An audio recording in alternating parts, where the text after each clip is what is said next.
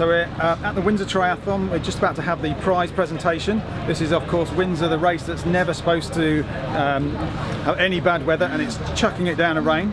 But although she's shivering, that's not going to bother the lady to my left, Lois Rosindale. You have just won the Windsor Triathlon, one of the most famous races in the country, so you must be extremely pleased. Yeah, I'm really happy. I knew that if I had a good swim and bike, if I got onto the run I could do well, but it was so cold out there, and on the bike I was really suffering. I could not get my shoes on when I got into transition, but then when I was out on the run, just got into a rhythm, and it's really good, yeah. Did you feel really good on the run right from the start? I couldn't really feel my feet on my legs for like the first lap. I just thought just relax and get into it, and then the second and third lap I knew like I was getting a bit of a bigger gap every time I went round, and then I thought, yeah, I'm running quite well, and I knew I could do well.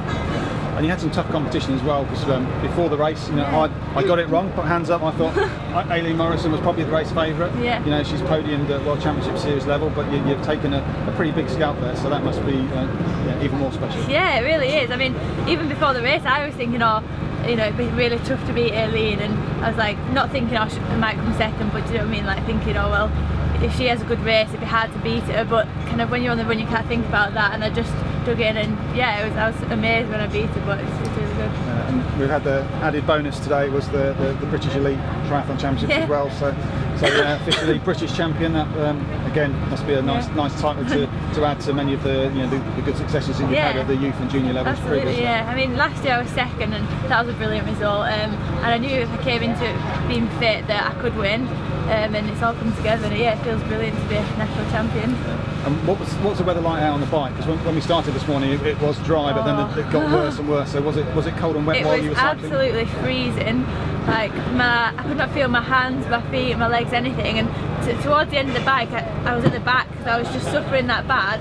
And also, like, I crashed a few weeks ago when I raced in Nice, and I was a bit like tentative about crashing again. So I kind of like just kind of stay out of trouble. But it was so cold, and like you couldn't really see because all of like the spray from the people in front of you were coming up. But yeah, once you got onto the run, it wasn't too bad. But the bike was definitely the worst bit.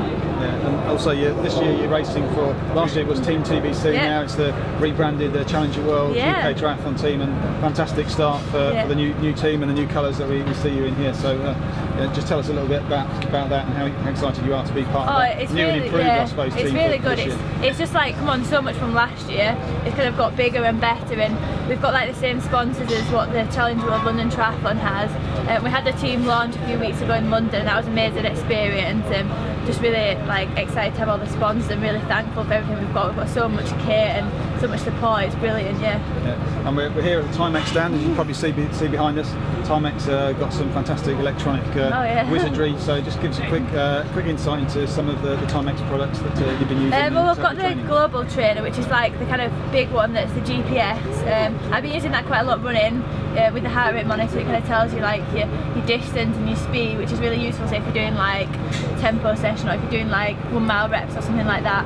And then just like the other watches, like the normal kind of smaller watch, are just used for like general training, for like if you're just doing a long run, kind of put that on. And it's quite good as well because you can like just tap the front of it. It does like splits for you, so you don't have to faff about like pressing buttons. You just tap it, and they're brilliant products. Yeah, fantastic. And today I believe that the race was a qualifier for the under-23 championship. So is that the sort of the next big thing for you this year, or what races have you got coming up? I've actually got the European Senior Champs in 2 weeks' time, so that's kind of like a main goal for that. Yeah, hopefully from this race I'll qualify for under-23s. I'm not sure where they are now though, because they're supposed to be in Poland, and they've kind of cancelled that, so we're just having to wait and see. But yeah, I've got European Seniors, and then I've got a couple of French Grand Prix races, and then a few European Cups and World Cups. It's quite a busy season from now, because like my season didn't start till later because I've had quite a few injuries and things, but now I'm back into it. I've got quite a busy year and excited for it. Yeah, well, congratulations today. You. Fantastic win. Yeah. I'm sure we'll be seeing more from Lois. She's taken that big step. Great result last year, second. Got the big win this year, and hopefully it'll be the first of many for the 2011 season. So Lois Rosindale, thank you very much. Thank you.